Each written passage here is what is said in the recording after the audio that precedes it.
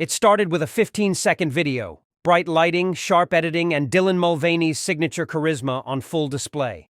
Standing in front of a pride-colored backdrop, Dylan twirled into frame, lip-syncing to a satirical audio overlay of Karoline Leavitt's recent Fox News appearance.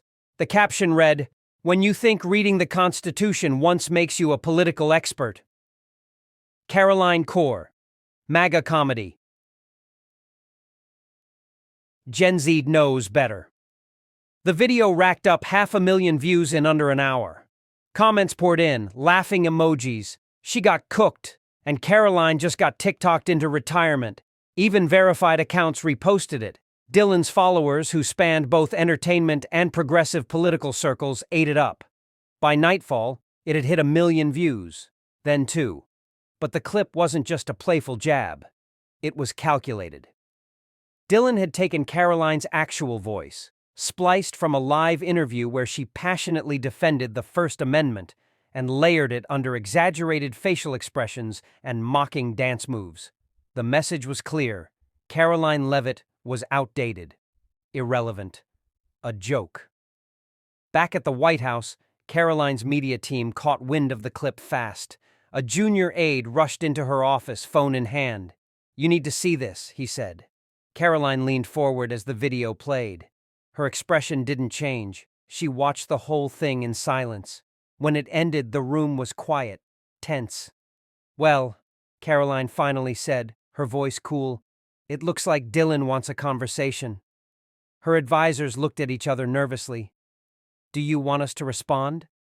Karoline stood, straightened her blazer, and walked toward the window. Outside, the Capitol shimmered under the afternoon sun. "No," she replied. "I'll do it myself. Not with a tweet, not with a statement, but with something Gen Z wouldn't expect. Truth, clarity, and just enough edge to break the algorithm." She turned around, fire already building in her voice. "Get me a camera. I'm about to teach TikTok what substance looks like." By the next morning, Karoline's team had set up a minimal but striking shoot in her office. No glam squad, no filters. Just Karoline, the Constitution on her desk, and an iPhone mounted on a stand. She wore a fitted red blazer, her hair pulled back, the silver cross at her neck catching the light. But it was her eyes that told the real story, focused, unshaken, sharp.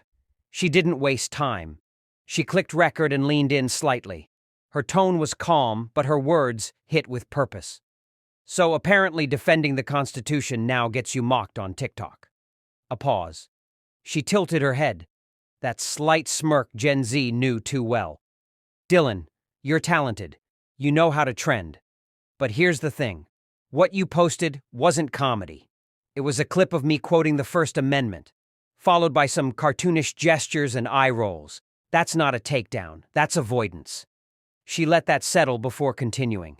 "You want to talk about what Gen Z stands for? Then let's talk. Because where I come from, we don't dance around hard truths. We face them, head on." Then, she lifted a printed screenshot of the TikTok video. "This has over 4 million views now. Congrats. But I wonder, how many of those people actually listened to what I said? Or were they too distracted by the theatrics?" She leaned back, eyes locked on the lens. "If you want a real conversation, Dylan, I'm here. Unscripted, no edits, just facts." And with that, she stopped recording. 10 minutes later, the clip was live. Caption: "You mocked my voice. Now hear it clearly. Gen Z deserves better. First Amendment." Karoline unfiltered within 30 minutes. It passed 500,000 views, then 1 million. But what truly made it viral wasn't the delivery, it was the content. Teens on both sides of the political spectrum began stitching the video, some agreeing, others shocked at how composed and cutting her message was. Comments poured in. "Okay, this was actually fire. I don't even like her, but she ate. I came to hate, stayed to listen." Even some of Dylan's own followers reposted it, saying, "She kinda bodied this, not gonna lie." Karoline had done something no press secretary had tried before. She entered Gen Z's arena and changed the rules. Back in her office, one of her aides turned from his screen, stunned. "Karoline, they're calling you Killer K on TikTok." She smiled faintly. Let them. The gloves are off. Within hours of Karoline's video going live, TikTok turned into a digital battleground. It wasn't just Karoline versus Dylan anymore. It was a full-blown clash of culture, politics, and generation. The Stitch feature on TikTok exploded. Users from all walks, college students, political commentators, comedy creators, even teachers, started adding their takes to Karoline's video. Some praised her eloquence. Others tried to spin her tone as arrogant. But no one could ignore her. One of the top stitches came from a Gen Z girl with purple hair and 2 million followers. She looked straight into the camera and said, "Okay, I don't agree with Karoline on anything, but I just watched her entire response. And if Dylan's gonna mock her, he better come with more than wigs and eyeliner." This chick came with constitutional heat. That video alone got over 3 million views in 24 hours. Suddenly, the comment sections on Dylan's original TikTok started to shift. Buried among the praise were thousands of comments like, Karoline responded, "You gonna say something or just post another dance? She didn't even raise her voice and still cooked you. This isn't a vibe anymore. Give us substance." Dylan noticed, and for the first time since the feud started, he didn't post a follow-up. Instead, he went quiet. Meanwhile, Karoline's clip spread like wildfire beyond TikTok. It was posted on X, Instagram, YouTube Shorts. On Fox News, Sean Hannity played the entire 90-second video, calling it the most polished and brutal takedown of a viral influencer in recent memory. Even liberal outlets couldn't ignore it. One Rolling Stone columnist wrote, "Say what you will about Karoline Leavitt, but her ability to enter a platform dominated by her critics and take control of the conversation is no small feat. In a way, she's doing what AOC did, just from the other side."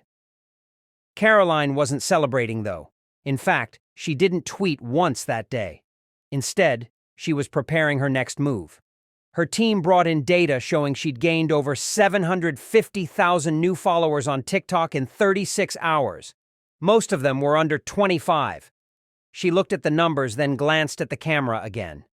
They thought I was too old school for TikTok. Turns out Gen Z is hungrier for truth than they thought.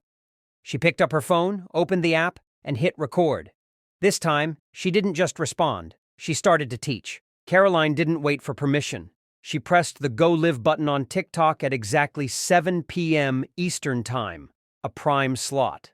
Her phone was set up on a simple tripod in her apartment, the American flag barely visible behind her. No makeup artist, no filter, just her in a navy sweater and that same silver cross glinting near her collarbone. Tens of thousands joined within the first 60 seconds. "Good evening," she began. "I'm not here to cancel anyone. I'm here to invite you into something different." She had no script, no teleprompter, just a stack of printed headlines beside her and a printed copy of the U.S. Constitution. "This week I was mocked for defending the First Amendment. I was reduced to a meme. But if that gets even one of you to stop scrolling and think, then I'll take the heat." She opened the Constitution, flipping to the Bill of Rights. "This isn't a dusty document. It's the reason people like Dylan Mulvaney can mock me in the first place. That freedom, the freedom to speak, protest, disagree, is sacred. And I'll defend it for everyone, even those who insult me." The chat exploded. Respect. This is actually powerful. Didn't expect to agree with her. Wait, I kinda love this? Karoline didn't lecture. She told stories. She talked about growing up in New Hampshire, being the first in her family to intern at the White House, about being mocked for her faith, her age, her politics, but never backing down. And then she said something that caught fire instantly. "You don't have to wear eyeliner to be heard. You don't have to scream to make a point. And you don't have to fit anyone's algorithm to matter." That one quote? It was clipped and reposted across platforms within minutes. "You matter" without the algorithm started trending on TikTok and X. Even political accounts that once ignored her began sharing the moment. By the end of the live stream, 2.1 million unique users had watched. She closed with this: "If you've disagreed with me before, I understand. But if you watched this far, maybe we're not that different. Maybe we're both tired of being told what to believe.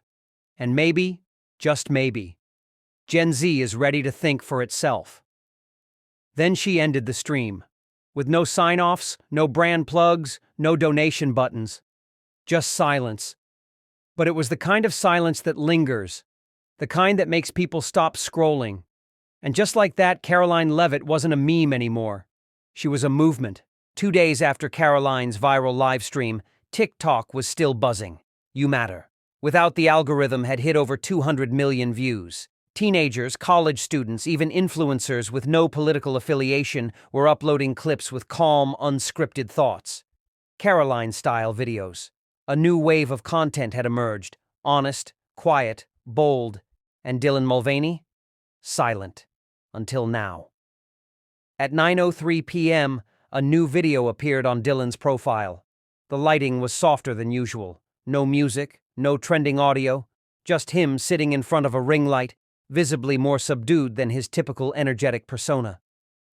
Okay, so I've been quiet, and I owe you guys a response. He adjusted his collar, took a breath. Look, when I posted that first video about Karoline Levitt, I thought I was just poking fun at another political talking head. I didn't expect her to, well, clap back like that. And definitely not like this. He laughed lightly, nervously. Truth is, I watched her video, and I watched the live stream, and I gotta admit, she's not what I thought. That line alone sent shockwaves. Some in his comments wrote, "Finally," others, "Too little, too late," but many were stunned. Dylan continued, "We don't agree on a lot, probably most things, but I can't pretend she didn't make some valid points, and I definitely underestimated her." Then he looked down for a second, as if contemplating something deeper. "I don't regret making my video, but I do regret assuming she wouldn't fight back with her mind instead of more noise." The comments exploded. Dylan just conceded? Is this a soft apology? Respect for the honesty. Karoline, however, didn't respond, not immediately. She was flying that night en route to a youth conference in Nashville. Her assistant leaned over mid-flight and whispered, "Dylan posted." He admitted you shook him. Karoline raised one eyebrow, closed the book she was reading, and simply said, "Good, now let's move the conversation." And she meant it. For her, this wasn't about winning an internet fight. It was about redefining what Gen Z considered strength. The next day, Karoline was scheduled to speak in front of 6,000 college students. Cameras would be rolling. Social media would be watching.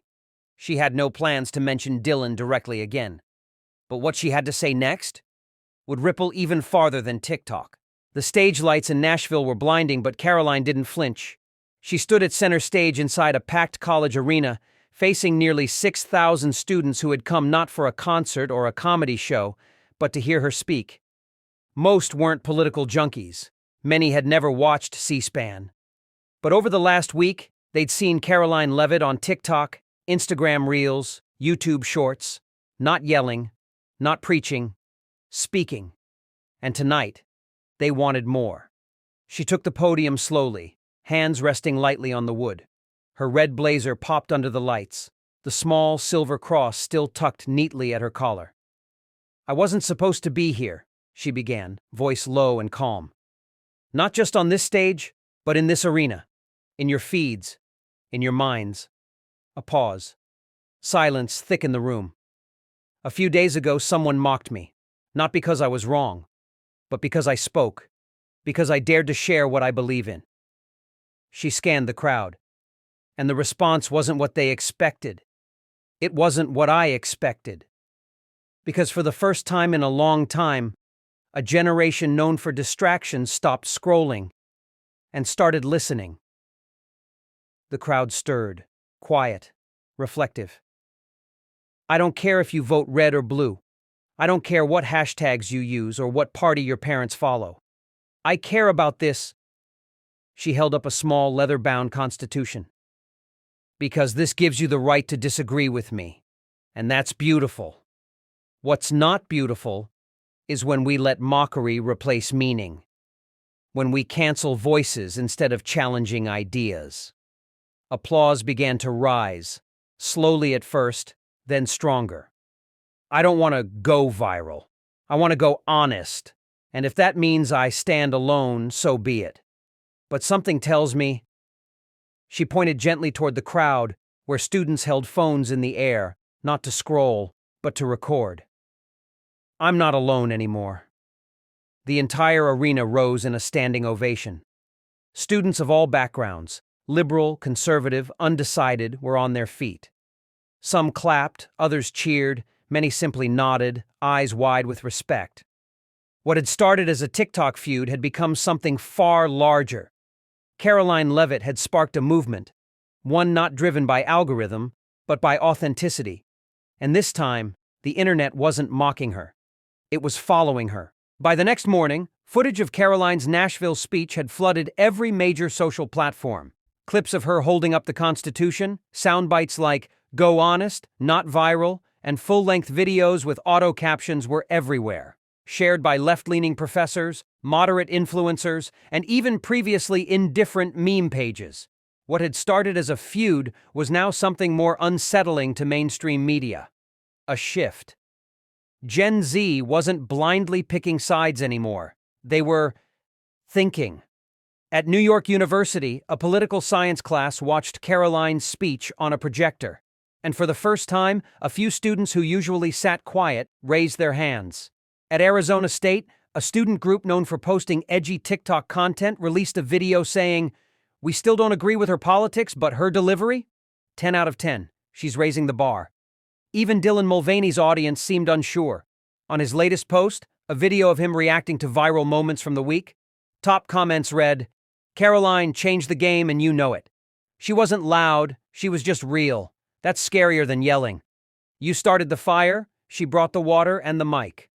But Karoline wasn't gloating.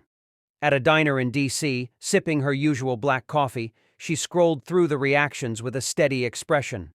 Her press aide slid a new TikTok analytics report across the table. "You're up 2.3 million new followers in 72 hours. The top 3 age groups, 15 to 24. Karoline nodded slowly, processing. "And what are they saying?" The aide hesitated. "They're calling you Gen Z Thatcher." One comment said, "She's the first politician I've actually listened to all the way through." Karoline set down her coffee and leaned back. "It's not because I'm special. It's because I didn't talk down to them." And that was the key. She hadn't adjusted her beliefs to match a demographic. She raised the tone and trusted young people to follow. She didn't post again that day. Instead, she wrote in her notebook, "When people expect a joke, give them truth." Later that evening, a college student in Wisconsin uploaded a TikTok, standing in his dorm room. No makeup, no edits, just honesty. "I don't even like politics, but Karoline made me care." That video hit 1 million views in 12 hours. The tide had turned, and the political elite? They were finally starting to notice. By midweek, what began as a viral moment had officially entered the halls of power.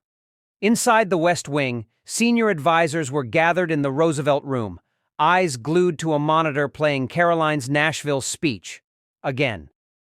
A few weeks earlier, she was seen by some as just a sharp-tongued Gen Z voice, useful for press briefings and fiery quotes. Now? She's controlling the Gen Z narrative, one strategist muttered. And not with memes, with conviction. President Trump wasn't surprised. He'd called Karoline 2 nights earlier from Mar-a-Lago. "What you did? That was Reagan meets TikTok. You didn't just win—" He paused. "You raised the whole damn bar." Meanwhile, legacy media didn't know how to handle her. CNN ran a panel titled Karoline Leavitt, Influencer or Ideologue. MSNBC host Rachel Maddow said, "She's mastered the platform better than most Democrats have." And on Fox, Sean Hannity simply declared, "Karoline just red-pilled half of TikTok." But the most telling shift came from the DNC's own social analytics team. A leaked internal report showed one line in bold: high engagement with Leavitt clips across all Gen Z platforms, regardless of political leaning. In response, a prominent Democratic senator's office began briefing younger staffers to study Karoline's tone. That phrase spread fast. Study her tone. It was on whiteboards, in Slack chats, in newsroom rundowns. But while Washington scrambled to understand her, Karoline stayed focused. She turned down 3 podcast interviews, 2 cable spots, and 1 late-night show invitation. Not because she didn't want exposure, but because she knew this wasn't about performance. It was about momentum, and she wasn't about to dilute it. Instead, she met with her team behind closed doors. Aides pitched slogans, merch lines, monetization deals. Karoline cut them off. "We're not selling, we're building. If I turn this into a brand, it dies in a week. But if I turn it into a movement," she paused, her voice low, "it'll last longer than TikTok." That night, she opened her phone to one final surprise, a direct message from Dylan. "I saw the speech. Respect. If you're ever in LA, coffee's on me." Karoline didn't reply. Not yet. Instead, she screenshotted it, saved it quietly, and whispered to herself, "They laughed first. Now they're listening." The following week, Karoline received a surprise invitation that no one in her circle could have predicted. UC Berkeley's Political Science Society had requested her to speak on campus. Not debate, not protest. Speak. Her aides were split. "It could be a trap," one warned. "They're trying to bait you into a hostile crowd." Or, Karoline countered, "they're curious." After a long pause, she added, "And when people are curious, you show up." The university auditorium was packed. Over 800 students sat shoulder to shoulder, many of them politically progressive. Protesters gathered outside, holding signs, but they weren't screaming. They were waiting. Karoline stepped onto the stage in a deep navy suit, her silver cross gleaming faintly, her notes tucked under one arm. A hush fell over the room. Not fear, not awe. Anticipation. "I know what some of you expected," she opened. "Maybe I'd walk in here yelling about God and guns. Maybe you thought I'd throw around slogans and storm off. But I didn't come here to fight." She looked around. "I came here to ask you, why does disagreement scare us more than dishonesty?" A few heads nodded. "You've been told we're divided beyond repair. I don't believe that. Because I've seen your comments, I've read your DMS, I've heard you say, 'I don't agree with you, but I respect you.' That's the beginning of something rare." Midway through the speech, something remarkable happened. One of the students who had helped organize protests outside stood up and asked a question. "Why should we trust you? You work for Trump." Karoline didn't flinch. "Don't trust me because I work for Trump. Trust what you can see. I came here. I answered. I didn't mock you, and I won't. And if that's not enough, then let's keep talking until it is." Silence. Then tentative applause. Then more. By the end of her appearance, half the room was standing. The other half was thinking. Outside, the protest signs started lowering. A few students who had held the most colorful ones now stood silently, phones in hand, recording her final line. "I didn't come here to change your mind. I came to remind you, you have one." By the time she left the stage, the clip had already hit TikTok. In the first hour, it was shared by both Turning Point USA and a Berkeley feminist group, with the same caption, "She came, she listened, and she made us do the same." Karoline didn't smile as she walked off stage, but her eyes said it all. By Friday, something strange and unprecedented had taken root. Not a policy shift, not a viral dance, but a quiet cultural momentum that no one saw coming. Karoline Levitt, 27 years old, unapologetically conservative, once labeled Trump's Gen Z puppet, had become the unexpected voice of clarity for a generation starving for something real.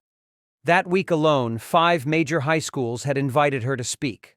Not through political channels, through students. A Catholic university in Ohio renamed its youth leadership series after her.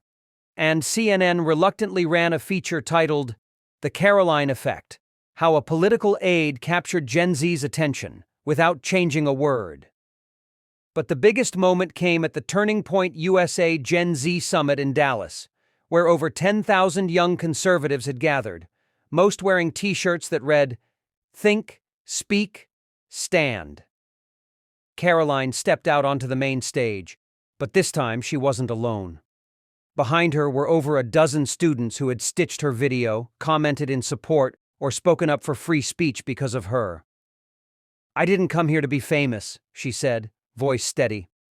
"I came here to show that you don't have to go viral to be right. You don't have to scream to be heard. You just have to speak, and let the truth do the rest." The applause shook the arena. She paused, held up her phone, and read one final message she had received anonymously. "I used to laugh at your videos. Now I listen. Thank you for reminding me I don't need to agree with someone to respect them." Karoline smiled for the first time that night. Not for herself, but for the shift she could feel echoing beyond the walls. Then she ended the summit with one line that would be etched on bracelets, hoodies, posters, and phone lock screens for months to come. "You don't need permission to think, just the courage to start." The crowd erupted. That line alone would trend for weeks. It would be quoted by college kids, podcasters, even a few quiet critics. Dylan Mulvaney reposted it without comment. So did liberal comedian Bill Maher. And Karoline. She walked off stage, back into her quiet car, and closed her eyes. She hadn't just answered a viral jab. She had turned ridicule into resonance. And somehow, without caving, shouting, or changing a word, she had become the loudest voice in a generation ready to finally listen. Thank you for watching this story unfold. What began as a mockery turned into a movement. Karoline Leavitt didn't shout. She didn't cancel. She stood her ground, with calm conviction and courage. In a world driven by noise and algorithms, she reminded us that clarity still cuts through. That truth, when spoken boldly but respectfully, has the power to reach beyond political lines and stir an entire generation. Whether you agree with her or not, one thing is clear. Karoline didn't just respond to ridicule, she rewrote the rules of how Gen Z engages with politics. And maybe that's just the beginning. Don't forget to like, comment, and subscribe for more powerful stories.